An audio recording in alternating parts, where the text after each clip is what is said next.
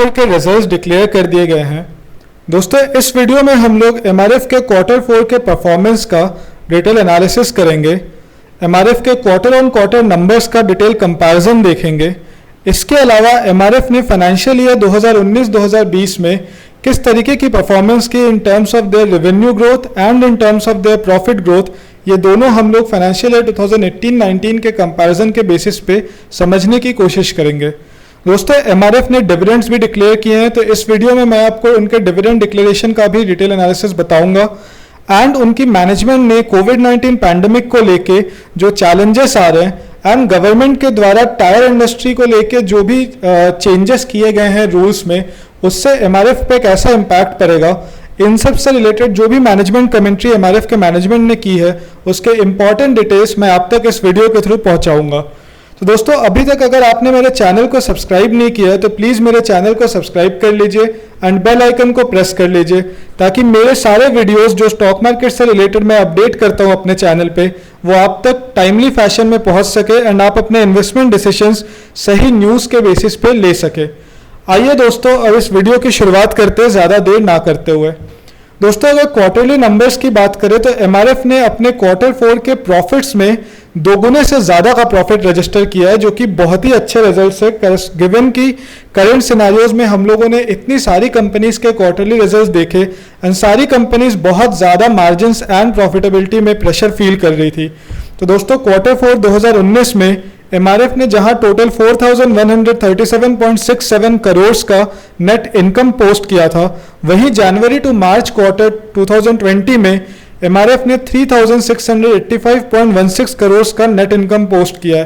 तो इनकम में तो डिक्लाइन आई है दोस्तों, अराउंड 10% की डिक्लाइन आई है, बट अगर वहीं हम लोग नेट प्रॉफिट की तरफ देखें तो पिछले साल चौथी तिमाही 2019 में एमआरएफ ने जहां 293.93 करोड़ का नेट प्रॉफिट रजिस्टर किया था, वहीं इस साल जनवरी टू मार्च क्वार्टर में एमआरएफ ने 679 यानी करीब 680 करोड़ का नेट प्रॉफिट रजिस्टर करके दिया है, जो कि दोगुने से ज़्यादा और करीब 2.5x ग्रोथ है नेट प्रॉफिट्स में, जो कि मेरे हिसाब से तो बहुत ही वंडरफुल नंबर्स है क्वार्टरली रिजल्ट्स के।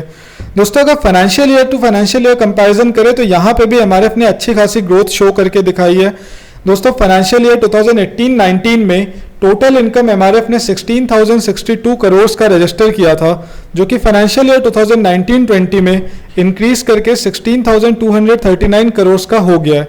दोस्तों वहीं अगर फाइनेंशियल ईयर में ऑपरेटिंग प्रॉफिट की बात करें तो 2018-19 में जहां एमआरएफ ने 1130 करोड़ का नेट ऑपरेटिंग प्रॉफिट रजिस्टर किया था, वहीं फाइनेंशियल ईयर 2019-20 यानी कि जस्ट लास्ट बीते हुए फाइनेंशियल ईयर में अराउंड 1422 करोड़ का नेट प्रॉफिट रजिस्टर किया है।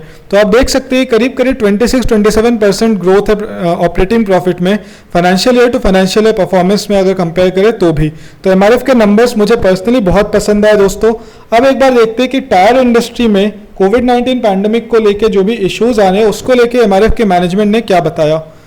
दोस्तों एमआरएफ के मैनेजमेंट ने बोला the tyre industry has been facing market demand problems emanating from the crisis that the automobile sector has been confronting for some time. तो दोस्तों हम सबको पता है कि टायर इंडस्ट्री का जो मेजर बायर होता है वो ऑटोमोबाइल सेक्टर होता है एंड लास्ट 3-4 साल से हम लोग देख रहे हैं कि ऑटो सेक्टर में बहुत स्लो डाउन आया हुआ है।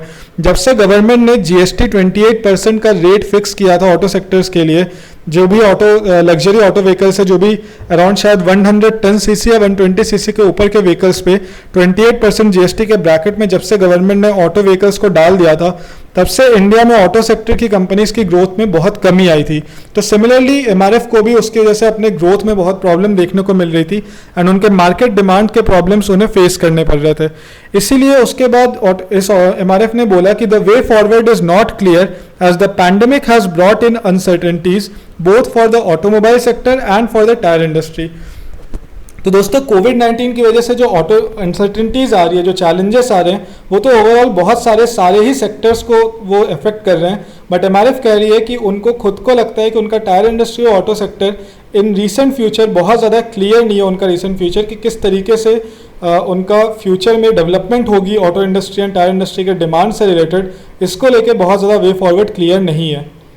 दोस्तों इसके बाद उन्होंने कहा कि government's announcement of putting restrictions on the import of tyres is likely to be of immense help to the industry at a difficult time like this.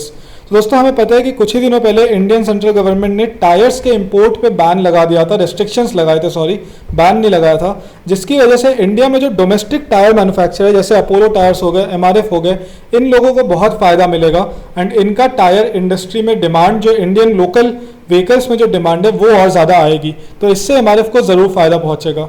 दोस्तों आइए अब आपको मैं डिविडेंड्स का इनका इन डिटेल्स आपको बता देता हूँ कि उन्होंने डिविडेंड के लेके क्या डिक्लेरेशन की है।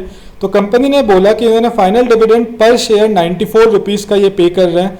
इन्होंने ईयर के बीच में 2 बार 3 रुपये पर शेयर का डिविडेंड पे किया था, तो ओवरऑल ईयर में अराउंड 100 रुपीज़ पर इक्विटी शेयर डिविडेंड इन्होंने पे कर दिया है। तो जो भी एमआरएफ के इक्विटी शेयर होल्डर्स हैं उनके पास 94 रुपीज़ पर शेयर क्रेडिट हो जाएंगे।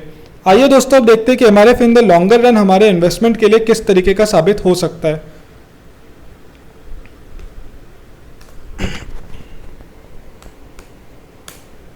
दोस्तों एमआरएफ जैसा कि आप देख सकते हैं कि एमआरएफ कंपनी बहुत ज़्यादा महंगी नहीं है, स्टॉक प्राइस टू अर्निंग्स में अराउंड 19.81 की प्राइस टू अर्निंग्स में मिल रहा है। बिजनेस वाइज अभी करंटली इनका जो रिटर्न ऑन कैपिटल एम्प्लॉयड है वो थोड़ा चिंताजनक हो गया, 13.68 बहुत अच्छा नहीं है।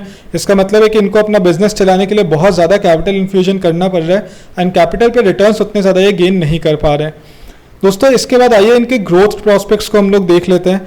तो पिछले अगर आप दोस्तों 10 साल 11 साल में देखें तो इन्होंने अराउंड 4031 करोड़ से लेके 16,000 करोड़ तक का सफ़र तय किया, जो कि अराउंड 4 टाइम्स है। बीच में मार्च 2016 में ये 20,000 करोड़ का हो गया था। तो इन्होंने अराउंड 8 साल में 5 टाइम्स अपना बिजनेस एक्सपैंड किया था, जो कि बहुत ही अच्छे नंबर्स थे। बट लास्ट 3 साल में जैसा कि मैंने इस वीडियो में बताया, ऑटो इंडस्ट्री में भी स्लो डाउन आया एंड उसी का जो इफेक्ट है वो टायर इंडस्ट्री को भी देखने को मिला, क्योंकि ऑटो की डिमांड कम होगी तो ऑब्वियसली टायर इंडस्ट्री की डिमांड भी कम होगी। तो इनका 20,179 करोड़ का मार्च 2016 का सेल्स डिक्लाइन होकर मार्च 2017 में 13,412 करोड़ का हो गया, बट स्टिल वहां से भी काफ़ी स्टेडी एंड काफ़ी अच्छी ग्रोथ वापस एमआरएफ ने दिखाई है। दोस्तों पर्सनली एमआरएफ का मैनेजमेंट मुझे बहुत पसंद है। एमआरएफ का मैनेजमेंट प्रूवन मैनेजमेंट है। ये मैनेजमेंट ने बहुत साल दर साल अपना शेयर होल्डर्स को वैल्यू प्रोवाइड की है उनके पैसे की। तो MRF as a company as a management में बहुत ज़्यादा फेवर करता हूँ। बट करेंटली जो ऑटो सेक्टर्स आपको डाउन दिख रहे हैं, मुझे नहीं लगता कि ये हमेशा ऐसे ही रहेंगे। ऐसा नहीं है कि वापस ऑटो सेक्टर्स में डिमांड कभी वापस नहीं आएगी। कितनी जल्दी आएगी या कितना लेट आएगा ये अभी किसी को नहीं पता है। मे बी 1 साल बाद आए, मे बी 2 साल बाद आए, या मे बी 6 महीने के अंदर भी आ जाए। बट करंट वैल्यूएशंस पे काफ़ी अच्छी ऑटो सेक्टर की कंपनीज बहुत ही ज़्यादा सस्ते वैल्यूएशंस पे हमें मिल रही है, क्योंकि लोग अभी ऑटो सेक्टर को बिल्कुल पीट डाला है लोगों ने, क्योंकि लोगों को समहाउ ऐसा लग रहा है कि शायद ऑटो सेक्टर वापस चलेगा ही नहीं, जो कि पर्सनली मैं उससे अग्री नहीं करता। दोस्तों अगर इनके शेयर कैपिटल की बात करें तो बैलेंस शीट इनका बहुत स्ट्रांग है। आप देखिए इनको शेयर कैपिटल कभी डाइल्यूट करने की ज़रूरत नहीं पड़ी। इन्होंने कभी अपना शेयर स्प्लिट नहीं किया, कभी नए शेयर्स मार्केट में इनको डालने की ज़रूरत नहीं पड़ी। तो इससे पता चलता है कि इनको कैश फ्लो बहुत अच्छा है इस बिज़नेस का। एंड रिजर्व्स वगैरह आप देखिए तो 10,000 करोड़ का रिजर्व्स है इस बिज़नेस के पास। तो इनको अपना बिजनेस एक्सपेंशन या कोई भी कैपेक्स करने में कहीं से भी पैसों की कमी तो इनके पास नहीं है। बोरोविंग्स इनके पास 2500 करोड़ की है, जो कि ईजिली आप देखिए इसका हाफ से ज़्यादा तो कैश फ्लो निकालते हैं ये लोग ईयर ऑन ईयर। पिछले साल तो 2500 करोड़ का, 2018 में तो 2500 करोड़ का कैश फ्लो भी था।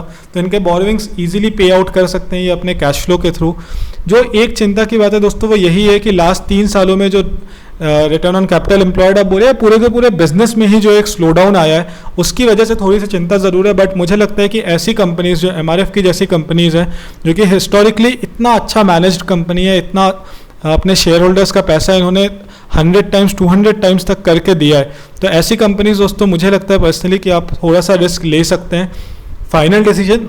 फाइनल डिसीजन दोस्तों आपका खुद का होना चाहिए। आप खुद के रिसर्च पे ज़रूर कीजिए एंड अपने फाइनेंशियल एडवाइजर से सलाह लेना मत भूलिए।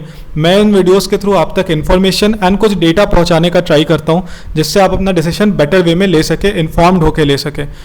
तो दोस्तों अगर आपको मेरा ये वीडियो पसंद आया तो मेरे चैनल को सब्सक्राइब करना मत भूलिएगा और मेरे वीडियो को लाइक कीजिएगा, शेयर कीजिएगा। धन्यवाद।